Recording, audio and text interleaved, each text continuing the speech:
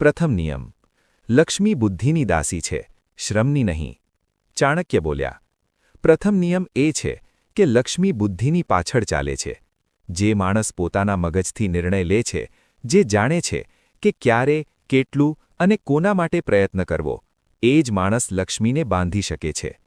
માત્ર મહેનત કરવાથી ધન આવતું નથી.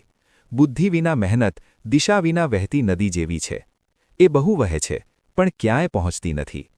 હવે ચાણક્યએ એક વાર્તા કહી. એક ગામમાં એક ખેડૂત હતો. એનું નામ હતું હરિયા. હરિયા દિવસ-રાત ખેતરમાં મહેનત કરતો. સૂર્ય ઉગે એ પહેલાં હળ પકડી લેતો, સાંજ પડે ત્યાં સુધી ખપતો. પણ દર વર્ષે એની પાક સુકાઈ જતો.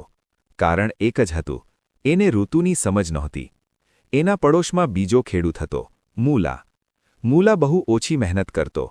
વર્ષમાં માત્ર 2 વખત ખેતરમાં જતો. એક વખત વાવણી માટે